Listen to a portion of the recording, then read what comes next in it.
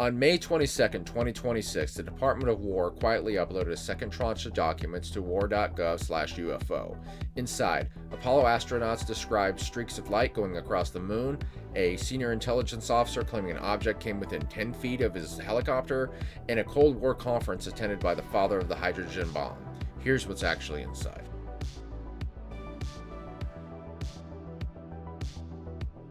A senior U.S. intelligence officer, a helicopter, a military test range, late 2025. According to a two-page narrative released by the Office of Director of National Intelligence, multiple orange orbs were observed through night vision. A ground team picked them up on FLIR, and one object, the officer wrote, approached within 10 feet of the aircraft. Then it split into two. That document is now public. So is footage from a 2023 shoot-down over Lake Huron. So is audio from Apollo 12. This is Pursue Release 2, and the question isn't whether the files are real, it's what they actually prove.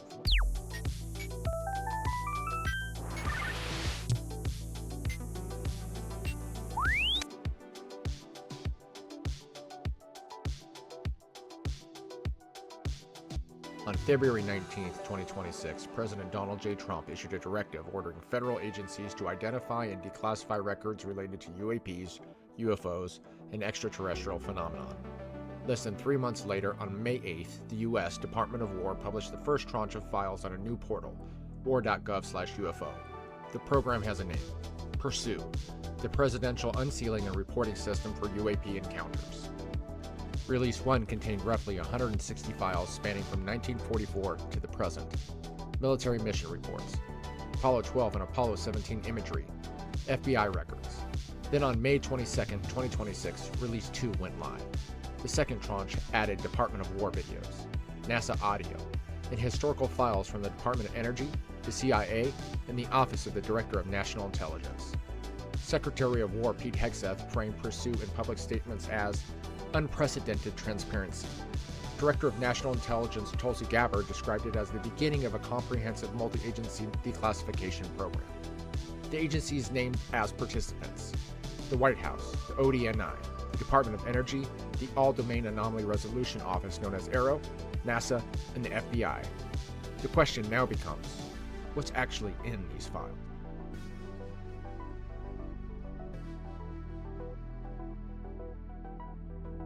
February 12, 2023.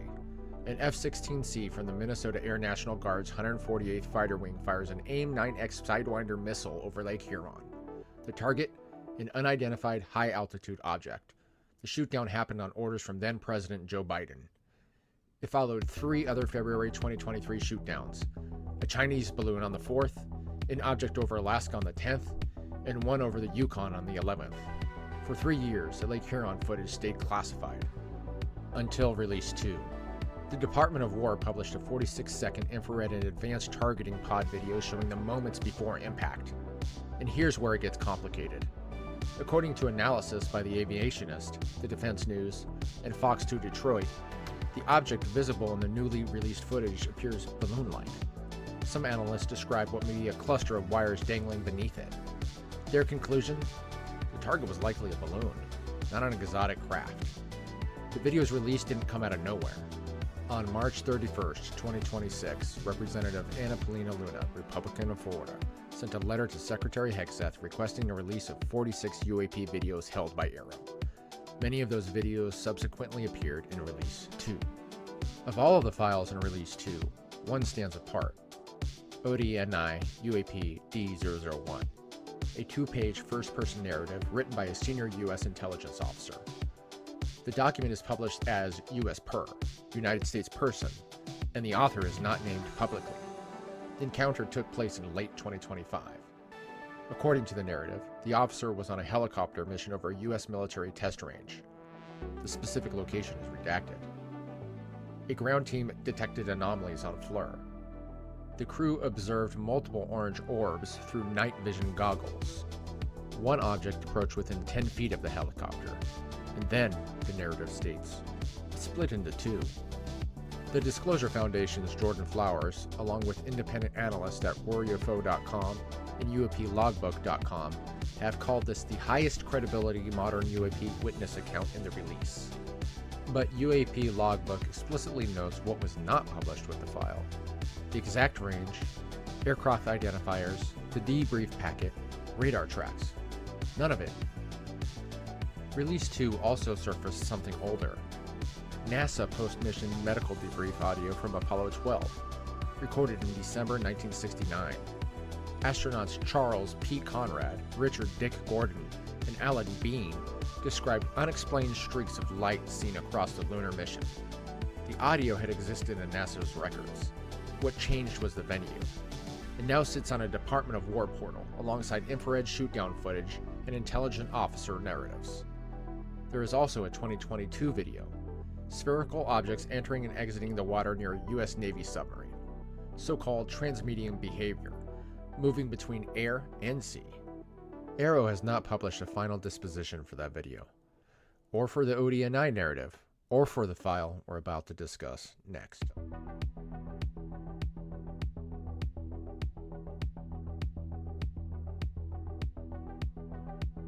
September 2nd, 2015, the Pantex plant near Amarillo, Texas, the primary U.S. facility for the assembly and disassembly of nuclear weapons. That night, security personnel reported a diamond-shaped object on radar and by visual observation, an incursion over a nuclear weapons site. The imagery was later enhanced by Sandia National Laboratories and watermarked unclassified control nuclear information. It now appears in Pursue Release 2. The 2015 Pantex incident had previously surfaced through a FOIA request by journalist Dustin Slaughter at UAP Register. According to Slaughter, alleged former employee reports submitted to New Fork describe similar diamond-shaped sightings at the same plant from the late 1950s to the mid-1960s. Journalists George Knapp and Jeremy Corbell on the Weaponized podcast have separately reported a 2013 jellyfish-shaped UAP incident at Pantex. Release 2 also contains a CIA file dated in 1973, the Saryshogin Weapons Testing Range, located in Kazakhstan, then part of the USSR. A former Soviet citizen described seeing a sharp, bright green circular object over the range in late summer 1973. The CIA issued the intelligence report in December 1973. It was first released in 1978. A fuller version was released in December 2019 after a mandatory declassification review followed by John Greenewald of the Black Vault. Its inclusion in Pursue is a re-release, centralized but not new. And then there's the oldest file in Release 2, a 116-page Department of Energy Sandia and Los Alamos compilation, Cold War Records. Roughly 209 reports of green orbs, disks, and fireballs near Sandia Base, New Mexico, between 1948 and 1950. At the center of the file, a trip report by Commander Richard S. Minkelhorn of the U.S. Navy, documenting a conference held on February 16, 1949 at Los Alamos. The attendees were not minor figures. Edward Teller, the father of the hydrogen bomb. He performed shockwave calculations on the green fireball phenomenon. Norris Bradbury, director of Los Alamos. Lincoln La Paz, meteorist at the University of New Mexico, who concluded that the green fireballs displayed anomalous characteristics inconsistent with meteors. Marshall Holloway, John Manley, Fred Rines, representatives from the Atomic Energy Commission, the FBI, the Fourth Army, and the Air Force. A room full of nuclear scientists discussing green fireballs over Sandia Base in 1949.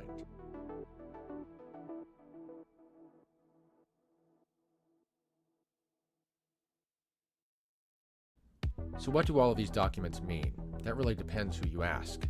And this is where established fact gives way to interpretation. One reading: Pursue is theatrical, a content dump designed to look like transparency, while withholding any genuine evidence in non-human intelligence. It's kind of the way I feel. That framing has also been raised by outlets including the Liberty Line and several disclosure advocates. Their core point? Most of these files were already readily available. The CIA Saryshogin report, the Pantex 2015 FOIA records. The Apollo 12 audio existed in NASA archives.